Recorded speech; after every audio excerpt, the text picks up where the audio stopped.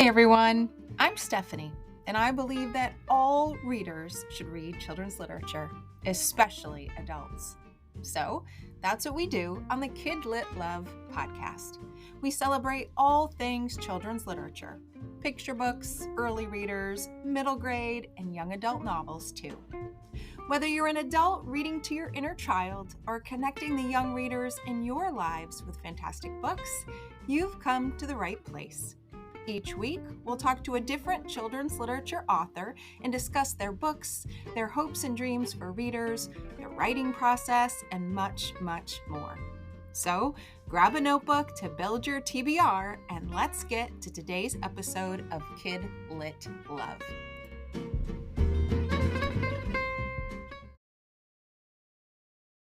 Hey everyone, welcome back to another episode of the KidLit Love podcast. I'm Stephanie Affinito, your KidLit loving host, inviting you back for another bookish conversation with a children's literature author.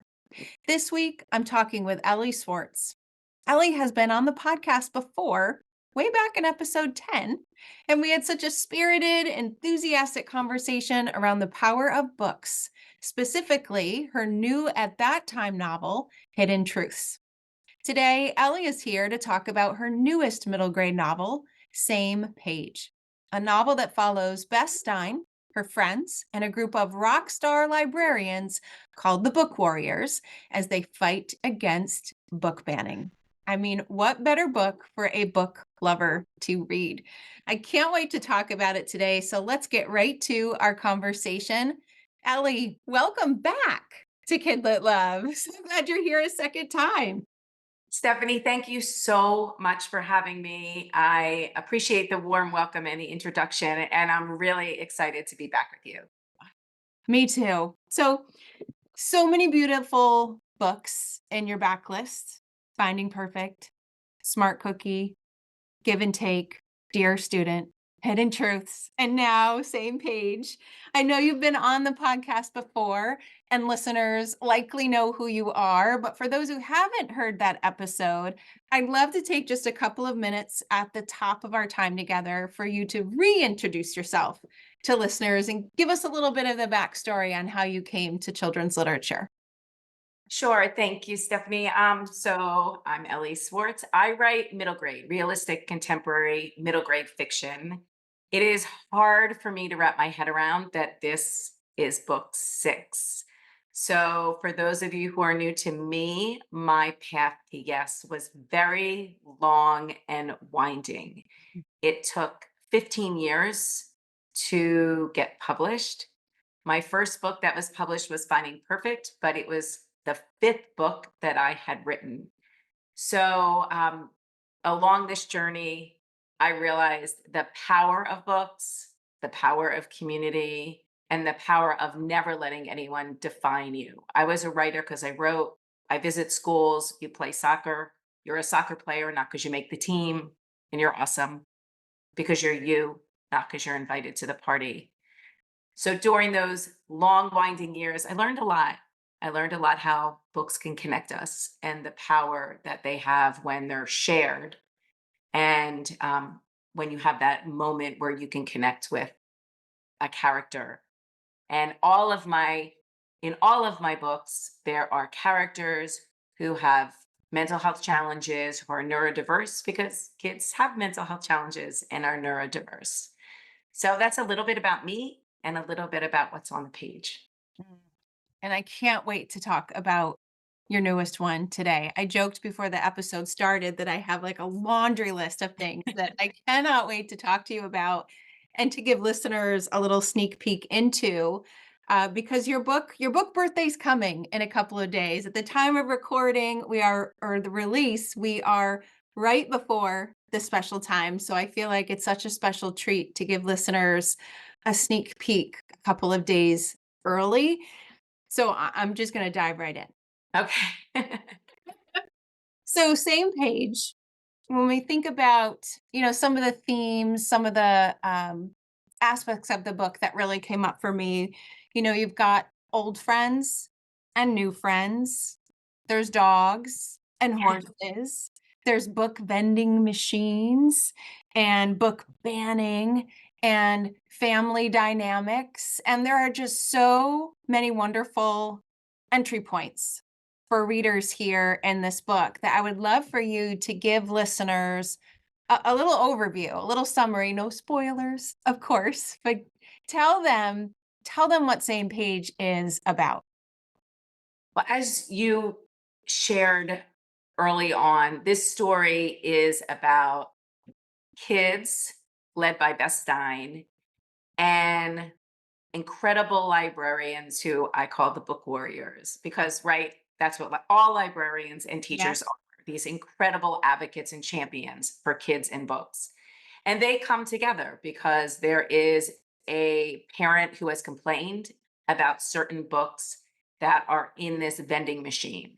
And their fight to keep the freedom to read alive and well in their school is really what this story is about. It's about empowerment, allyship, bravery, activism. Mhm. I really wanted to write a story that reflected the times that we're in.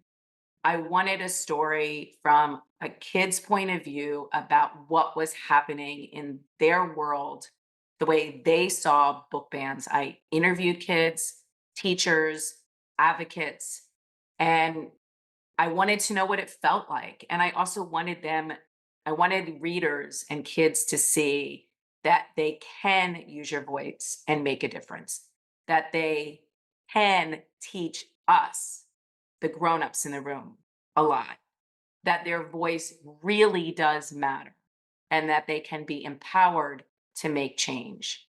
And so I I, I wrote this book. This book came out pretty easily for me, which is saying a lot. Hidden Truths took 23 years. So, it was it was just a story that I felt poured out of me. I felt there are a lot of aspects of it that make me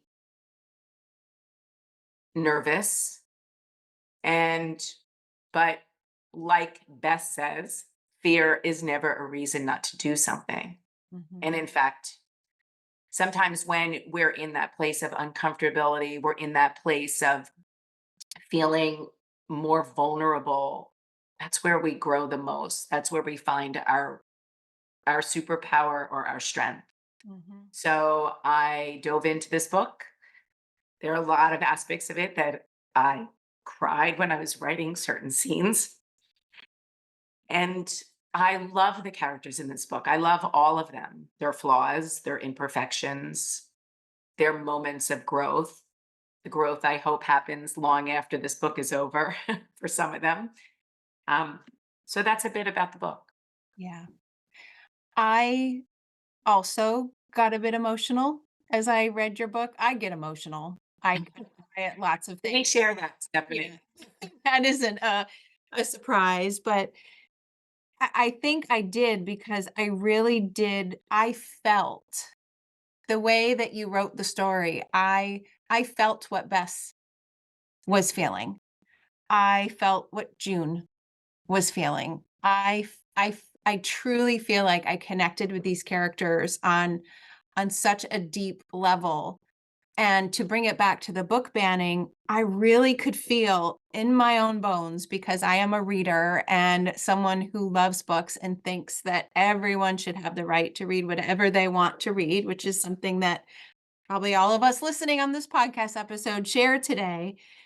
But there was a point where Bess in the story was so heartbroken that people she loved, that she thought were very happy, wonderful people, had such differing views than she had on the right for everyone to read what they want to read. And your writing just made it so that I couldn't not feel what Bess was feeling. And to get that perspective, like you said, from a child, to know what that must feel like when you don't understand why this is all happening around you. This really was an emotional book in such a good way because I felt like I was in those pages. So like I said, Bess and June, even, Emmy and Z, I loved the group of characters here. And Knox, of course, Uh, too. They they just they just had such emotion that I think readers are not going to be able to separate themselves. I couldn't, especially as a book lover and a mom and Thank someone you. with an inner child. It was all there on the page. Thank you. I feel that each one of them represents a different viewpoint. And as you said, a different access point for readers. The world we're in right now, the discussion about the freedom to read is populated by all different views. And many people feel that they're doing right by their kids. And I think the viewpoint of the book warriors in this story and myself is that everybody has the right to speak out and do what's right for their children. It's but taking a step back and knowing that what you believe is right for your children doesn't mean it's right for all children, and making that unilateral decision for a community of readers really oversteps. Mhm. So Beth struggles with this because it seems so obvious. And I think as adults and kids, we all have those moments where you believe something so deeply that goes to the core of who you are. And you turn to somebody that you've known, somebody that looks just like all the other moms or all the people in the grocery store or people you run into every day. And they feel something that's so counter to what you believe in your heart that it is very hard to absorb and process, and how to make room for that. And if you make room for that, and that, like Bess's mom, is for everyone to decide individually. Like if you and your friend are not on the same page about something that goes to the core of who you are as a person, can you still be friends? And that part of the story where Bess's mom says, everybody draws a line in the sand, and that line is different for everybody. Mhm. And there is no one way, there is no right way. It's really what speaks to who you are in this world and the way you carry yourself and what matters to you. And everybody, I would hope that this book leads to conversations about respecting other people's opinions and sharing honestly about who you are and what matters to you, and that notion of empathy. I think in this book, as the prologue suggests, I think kids, and you think that you're going to know what's scary. It's going to look like a monster. It's going to look like something from Halloween, or you're going to be able to tell that the things in the world that you're going to have to be careful about, or the people who are going to say things that are going to hurt your heart, you're going to be able to identify them, but you can't. And that's what Bess kind of wrestles with. Yeah. Yeah. Hate is quiet and wears a cardigan. I Yes. think a very powerful phrase from the book that captures Bess's disbelief at some of the beliefs around her. Yeah, that was a powerful moment in the book. But what I love that you have done, that you mentioned with Bess's mom, um, is really model how conversations like this could happen, how we can think about these differences in a very, I don't know if I say adult way when thinking about the middle grade characters, but in a very appropriate way, that this, we're not hiding from it. People will think differently than us, but it is up to us to decide how we act, how we react, how we still share kindness, or we still um keep them in our space if that's what we choose. I felt there was such modeling in here of how to maintain a really wonderful attitude around it, from the book banning even to other aspects of the book. I was so impressed when Bess and Emmy, who are these super tight best friends, for a long time, they're growing up. And what happens when you get to middle grade? Friend groups change and things happen. And these two these two girls realize we can still be friends and things can change around us, and we can welcome new ideas and new people. I just thought the way that the characters interacted around them and what they learned, especially through Bess's mom, was just something we all need right now, young and old.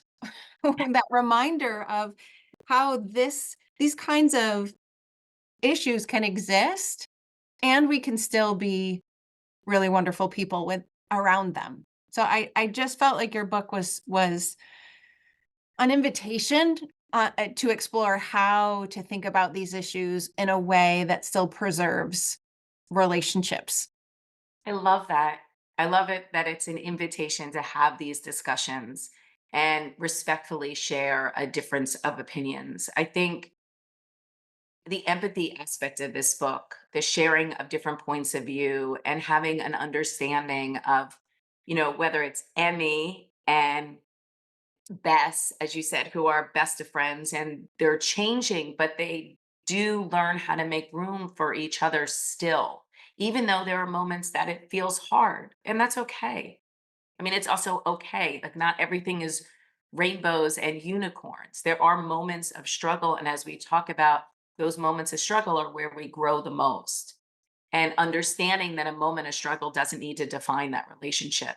We can move past that and then come back together in a different way, in a positive way. Like when, Bess realizes she really likes Z, Yeah. like, and Z has become a friend to her, which is just an incidental benefit, something she didn't envision or realize could even happen. So, and then the relationship with Knox, which has its own, crush and Yeah.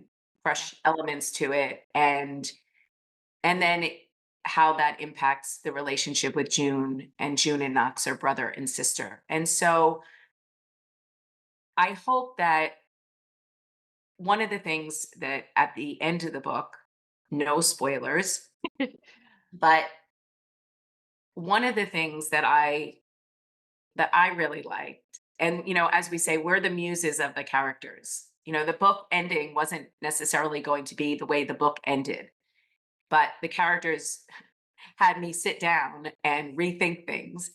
And I think Bess and June's discussion at the end showed the importance and the power of listening Mhm. and understanding and empathizing. Because while each one of them was right about a lot of things, they weren't hearing, really hearing. They were so hurt. And again, it's okay to feel those feelings, but they weren't really listening.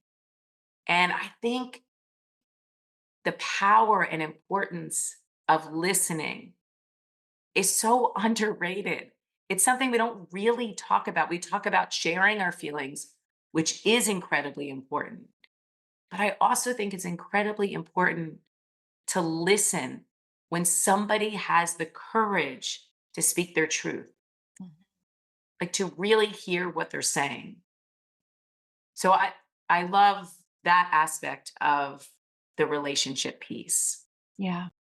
And I want to go to another important part of the book as well, which is that dynamic between Bess and June has a lot to do with the family dynamics that each of them come from and live within. They have two very different home lives, but with some common threads between them that they've both experienced. And I've got to say, I haven't read a book that just names that sometimes families work like this and parents are flawed, and families have difficulties that sometimes when they were talking to each other, it was their own experiences and their own truth of their life that was getting in the way of them listening to the other because they just didn't have that perspective to come from.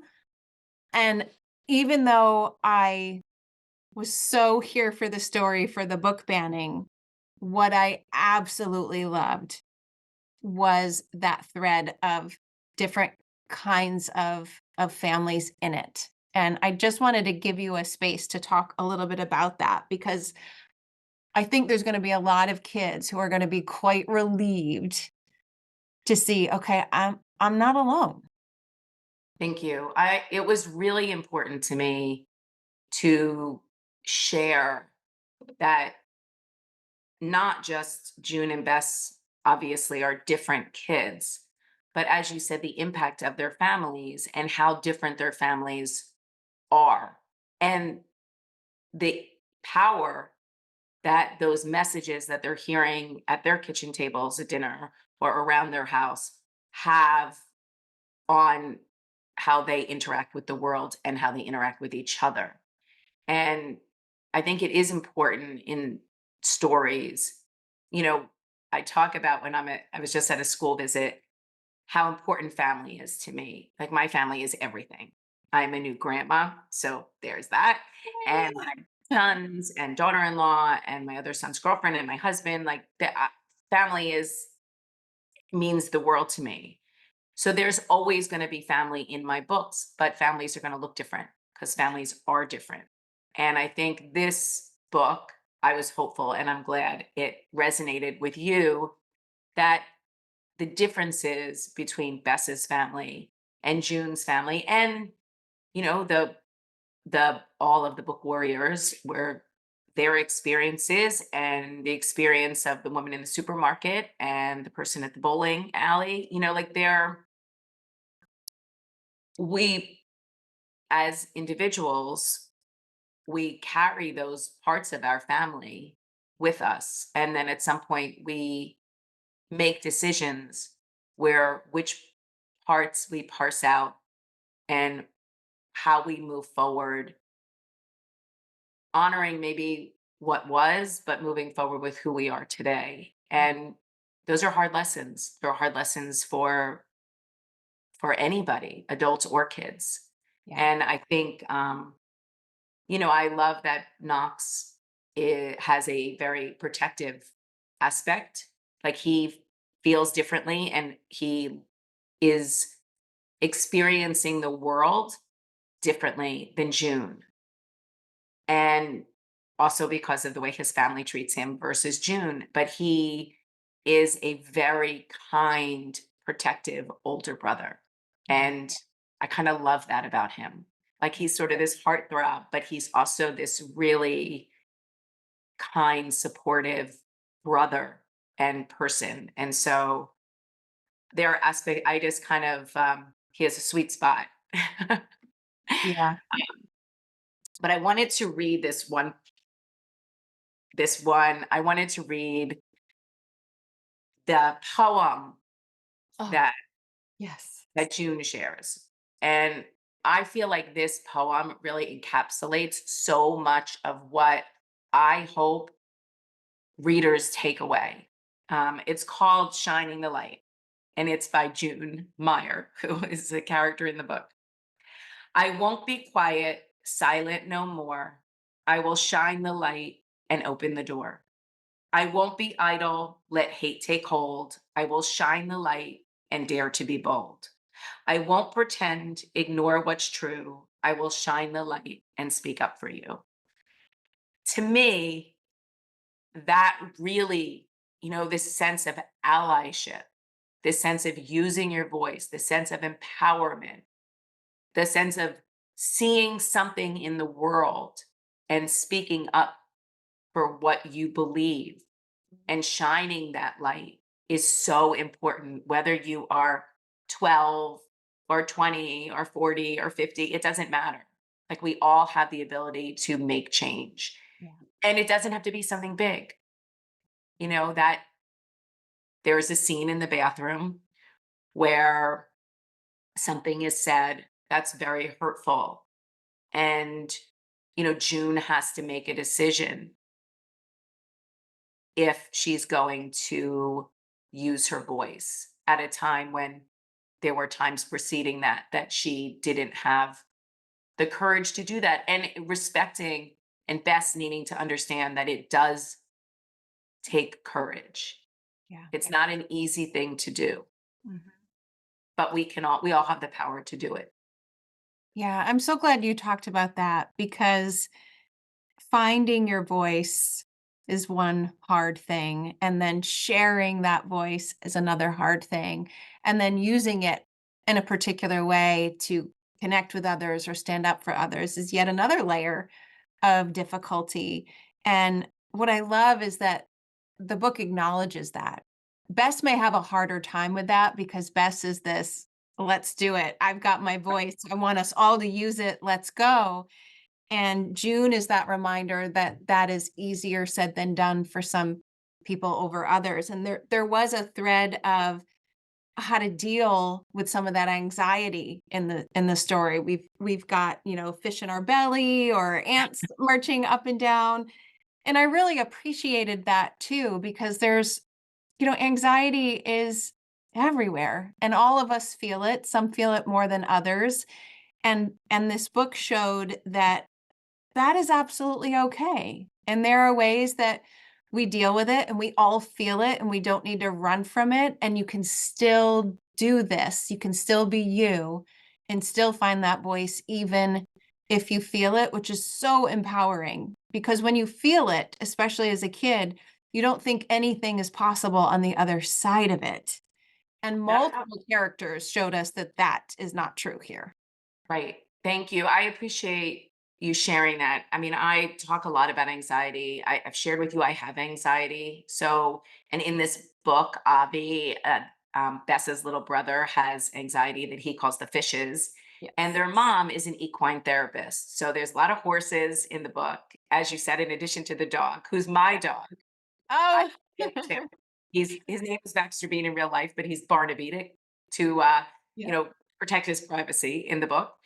And the notion of, Bess has her own anxiety. And that was something that, whether you have a diagnosable disorder that is working on like Avi, or you just have that pit in your stomach, like we all experience from time to time, we all have something we're working on.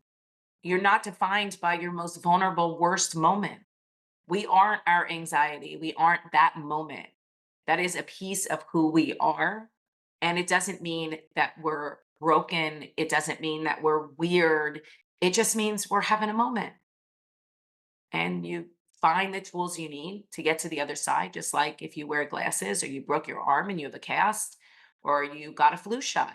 I mean, it's all, we all need tools in our toolbox to keep ourselves healthy physically and emotionally, the visible and the invisible. One is no less important or doesn't matter more than others. It's all about just being the healthiest version of ourselves so we can navigate and make our way in the world being the best version of us and the healthiest version of us. Which So brings me Oh.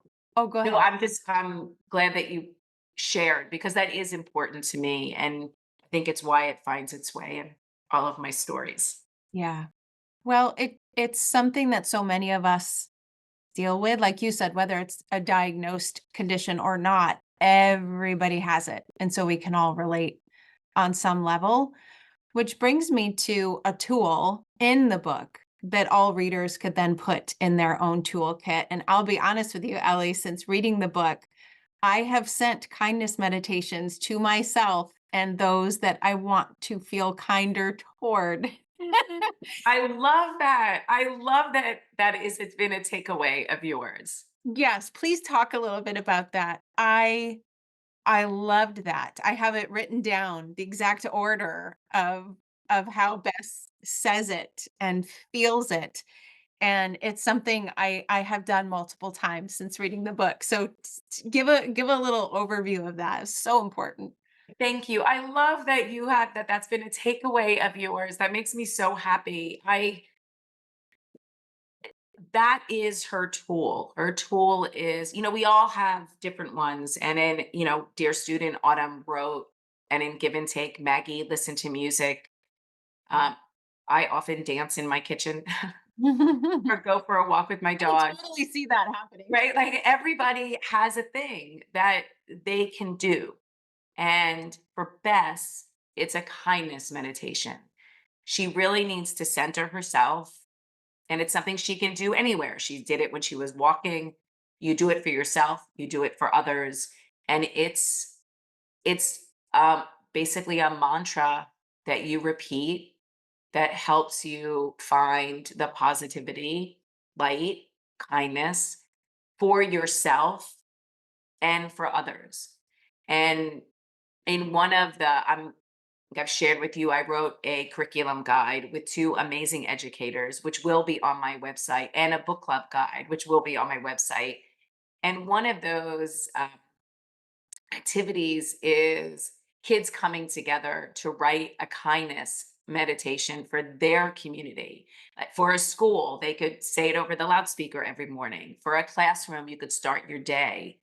And I actually interviewed somebody who does this, like a kindness meditation. This is her profession, because I wanted to make sure I was doing it right and respecting and honoring that practice. And I think it's a wonderful way to intentionally give yourself grace and kindness, and also put that out in the world to the people you love, and the people you feel may need it most, even if you have a disagreement with them. Yeah. And so I love that we see Bess giving herself grace, giving grace to people she loves, and also giving grace to people she's having a hard time with that may, in her mind, need some kindness. That's what I loved. And I will say, listeners, it works. It works. Just that moment with perhaps your hand close to your heart, literally repeating those words and feeling them, it just stops you in your tracks of whatever you're ruminating on or you're upset about, and just gives you a moment. But the really powerful part that Bess taught me was to then send that kindness to someone else. And I'm really good at, I this may seem silly or not, but probably not to you as a mom, as a grandma. I will often imagine, when I know my kids are having either a rough day or are going to have a busy day, like that Care Bear stare where I'm just going to send my love out into the Oh, universe. I do that all the Do time. it, And my right? sons are 32 and 29. Yes. And they may not know it until now, but I do send that kindness meditation out to the people that I love Yes. and the people that I think need it Yeah. most. And That's what I didn't do though. I have only sent the kindness meditation to those in, my immediate world, and best sending that kindness meditation to people that she didn't quite feel kindly about, and seeing how it helped her to maintain that that better relaxed state to response. That was something I thought, okay, I am today years old learning that I could send this meditation to someone else. And I have. And it I love that she taught you. she did. She did. I I feel that, it's a kind of a bit of a through thread, which I didn't really have a full appreciation for, but in until we're talking about it now, but in Hidden Truths and in the other books, those elements of forgiveness and learning how to let go of some of that anger and hurt, not that you forget and not that you excuse, but just allowing yourself to let go of that. And I feel that this kindness meditation, when you send it particularly to somebody who maybe hasn't been so kind to you, that you are releasing something inside of you. You're taking an intentional moment to let go of some of that anger. And you're also taking an intentional moment to put kindness out into the world. Yeah. Because in the end, what I have learned is that when you hold on to those emotions, really the only people that you are hurting is yourself because no one else knows that you're holding those emotions so tightly. So that was, yeah, it was such a powerful piece of the book for me. So know that you've got me doing daily kindness meditations for myself and for others. Thank you. It makes me so happy. I love that you're doing that. Yes, there's so much that readers can take away, and I'm glad you've already mentioned that you have or will have the curriculum guide and the book club guide, which I know listeners from hearing all of the different aspects that we have explored will see that these book clubs could touch upon so many different things. And as I mentioned to you earlier, this is a book club that I think kids need to have. It's also a book club that adults could have. Certainly, librarians who are out there doing their own book warrior kinds of things. And one last thing I want to mention that I have sticky noted and flagged all over that kind of relates to the curriculum guide is Mr. Jasper, who Ah, is quite the wonderful librarian who is supporting Bess and the others in their desires to have all sorts of books in that book vending machine. I felt like he offered a script for all of us to have mentally playing when he stood up at the board meeting and shared. And even when others shared, I thought this was such a beautiful way to describe the efforts, right? That if you don't want your child reading that book, I absolutely respect that. And there are procedures in place. However, we would like to give all parents that same decision. I just thought that this was like a script of sorts that anybody who loves books and is protecting the right to read them could just lift right off of the page. In addition to what I know will be wonderful information in that curriculum guide, that was flagged for me, and I've already copied that passage in my oh, notebook. I love Just a it. way to keep it. Thank you. It means a lot. I mean, Mr. Jasper is really inspired by all of the librarians and teachers that I have met on this incredible journey and who are champions for all kids' experiences, their lives, their perspectives, and the books that help them accept and understand and process what's happening in their world. And he embodies all of them. And I love Mr. Jasper. I love all the book warriors. I felt that they really I've met them all. I mean, these are really embodiments of the, as I said, the librarians and teachers I've met on this path during, as I go in to visit schools and or at conferences and meet educators. So this is, you know, my sort of tribute to them. The book is dedicated. Um, the dedication reads to all the book warriors, librarians, and teachers. Thank you for your heart, your voice, and your courage. And Mr. Jasper kind of encapsulates all of them. Yeah. Oh, I loved it. I Thank loved the book, and I know listeners are thinking, "Can it be January 14th already?" To get their hands on it, and so I do want you to share, you're doing a little giveaway for us on the podcast, so please. Yes. So I will be giving away a signed copy of Same Page. So Stephanie will figure out the rules of how to make that work. Yep. But you tune in and you will be eligible to win a signed copy of Same Page.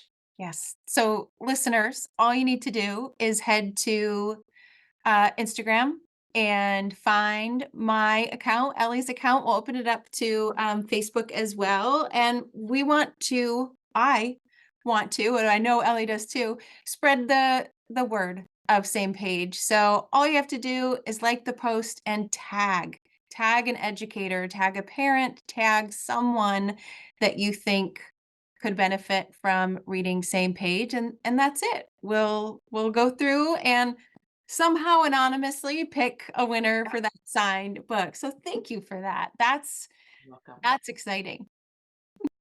Thank you. Thank you for having me. Thank you to all the book warriors out there. Keep doing the amazing, incredible work that you do. Stephanie, thank you for having me on again. I love our conversations. Thank you for loving Bess and June and Z and Emmy and Knox and the whole Same Page group. It really means a lot to me.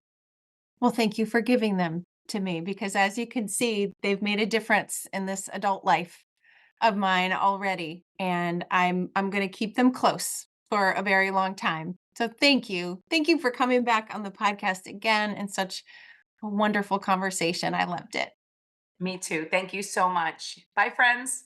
Bye. And listeners, thanks for listening to another episode, and I will see you in the next one.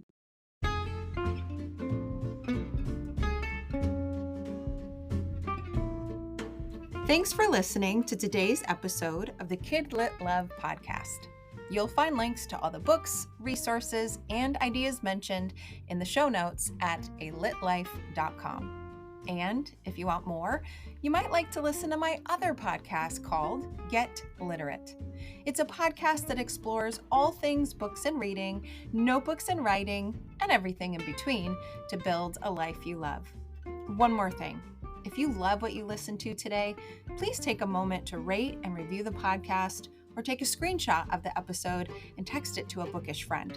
This helps the podcast grow and builds our bookish community of KidLit Love. Thanks for listening.